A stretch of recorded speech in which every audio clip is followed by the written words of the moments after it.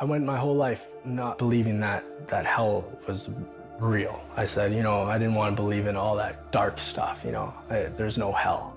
That's what I thought, but there is a hell. Jordan Samuel believes there's a hell because he believes he's been there. I could hear cackling, like laughing, like laughs. They were demons. I could hear stuff. Earlier in his life, he never believed hell existed. If I live my life and do the best I can do, like karma-wise, what goes around comes around, I'll just be the best man that I can be. He grew up in Edmonton, British Columbia with a single mom and went to a Catholic school. He was naturally inquisitive and asked a lot of questions about Jesus. How could one man come and just die for me? And, who is this guy? And for that, he was kicked out of class. But my third time getting kicked out of class, I remember saying, you know what? I never want to know this Jesus guy. Whoever he is, he just gets me in trouble and I just get kicked out of class and no one wants to give me answers about him. And this is how people treat me. I don't want to know. His mom married, and for the next 15 years, Jordan says his family life was great. Then, his mom and stepdad divorced. The only way he knew how to deal with the pain was to rebel. So whether that was drinking and driving with buddies and underage driving, stealing cars,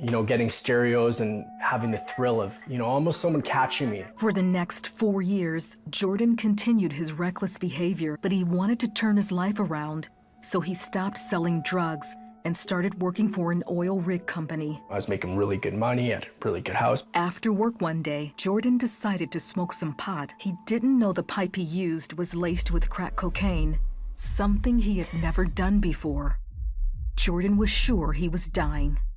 I can feel my heart going boop, boop, boop, boop, boop, boop, boop, boop, boop, slowing down, boop, boop, boop, boop, boop, and then boop, boop, boop, like fluttering. Jordan believes in that moment he went to hell. All these women and all the things you think you want in the world, money, cars, success, all these things that I had, and I was driving, I was just loving it. And then all of a sudden this car broke down. All of a sudden these women turned to huge, huge demons.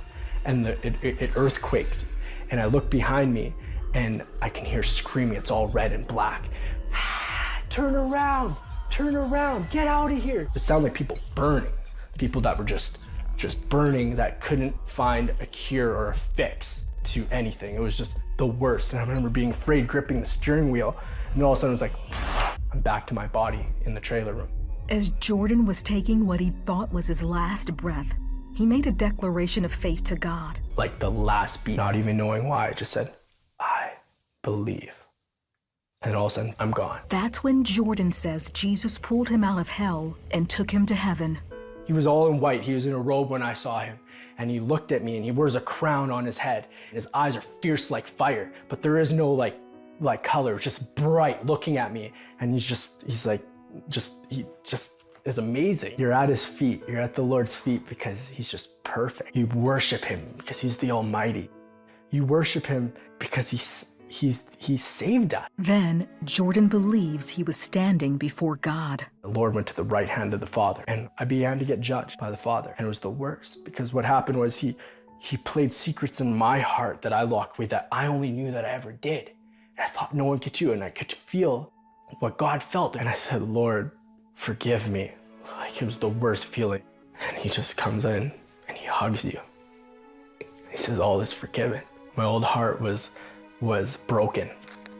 My old heart needed fixing, and God gave me a new heart. All of a sudden, he told me he loved me, that I'm not alone, that I've never been alone. He showed me all the times in my life where I thought I was lucky, that I thought I was alone, but how his hand was always just upon me, and he was always right there pursuing me nonstop. He hugged me again, told me he loved me, and all of a sudden I was like, I'm back in my trailer room on the floor. I grabbed the Bible. It was like it was glowing and I held it. I opened up the Bible. First thing I ever read out of the Bible was Psalms 34. The happiness of those who trust in God. I began to read it and it was everything that just happened to me.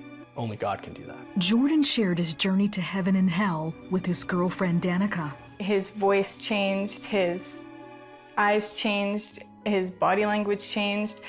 Everything about him was new.